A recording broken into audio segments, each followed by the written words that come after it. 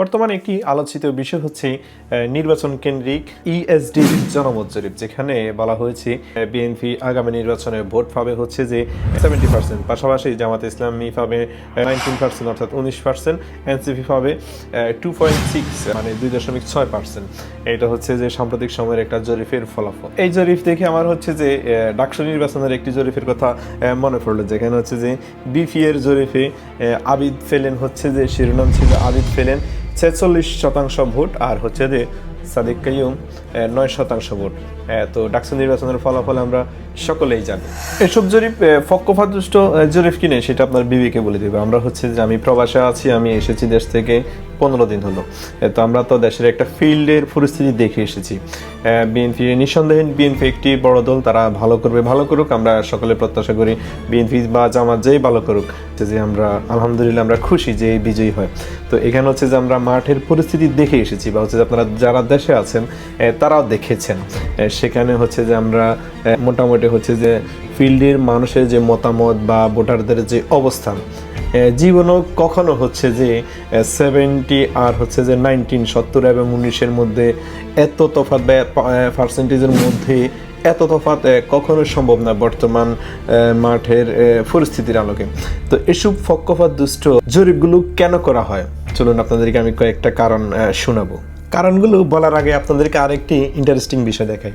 এটা হচ্ছে যে এই নিউজটা হচ্ছে প্রথম আলো করেছে। আমি যখন ভিডিও করছি তখন হচ্ছে এখানে রিয়েক্ট পড়েছে 1,05,000। তো এই 1,05,000 থেকে দেখেন 1,05,000 এর মধ্যে হচ্ছে 69,600 হচ্ছে যে রিয়েক্ট।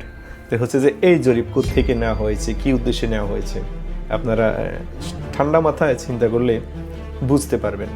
এটা যে পক্ষপাত দুষ্ট জরিপ সেটা বলার আর প্রয়োজন নেই।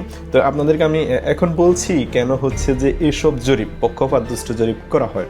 চলুন আপনাদেরকে কয়েকটা কারণ শুনি। প্রথমত হচ্ছে বিরোধী দলের মনোবল ভাঙার উদ্দেশ্যে। ধরেন এখন হচ্ছে যে জামায়াত এবং এনসিপি তাদের কর্মী সমর্থক এবং তাদের পক্ষে যেসব ভোটার থাকবে তাদের মনোবল ভাঙার জন্য হচ্ছে যে এই জরিপ প্রকাশ করা হয়েছে। সেকেন্ড হচ্ছে যে আমরা যদি বলি, এখানে হচ্ছে যে আমাদের মন মস্তিষ্কে সবসময় একটি জিনিস হচ্ছে যে কাজ করে বিজয়ীদের পক্ষে থাকা। তো ভোটারদেরকে টানা হচ্ছে যে এই 70%-এর একটা পরিসংখ্যান মানুষের সামনে উপস্থাপন করা। মানুষ অনেকে চিন্তা করবে, হায় রে জামাত তো ক্ষমতায় আসতে পারবে না, সবাই হচ্ছে যে বিএনপিকে ভোট দিচ্ছে, আমি আর জামাতকে ভোট দিয়ে কী হবে, আমিও বিএনপিতে ভোট দিব। তো এরকম কিছু সূক্ষ্ম বিষয়কে সামনে রেখে এইসব জরিপ করা হয়। এরপর হচ্ছে যে ভোটারের উপস্থিতি কমানো। ধরেন জামায়াত এবং হচ্ছে যে এনসিপির কিছু ফিক্সড ভোটার আছে যারা জীবনেও বিএনপিকে ভোট দেবে না। তো হচ্ছে যে তাদের মনোবল ভেঙে দেওয়া হচ্ছে যে তারা যেন ভোট কেন্দ্রে আসতে আগ্রহী না হয়, এই বিষয়গুলো হচ্ছে যে এখানে কাজ করে। এরপর হচ্ছে যে মিডিয়ার ন্যারেটিভ নির্মাণ।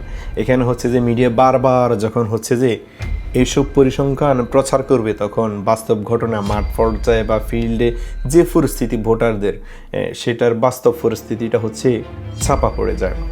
কোনো সংস্থা, এরা হচ্ছে যে কোনো নির্দিষ্ট দলের বা নির্দিষ্ট সংস্থার অর্থায়নে চলে, তারা হচ্ছে যে অর্থের বিনিময়ে এইসব জরিপ করে থাকে। এটাও একটা কারণ।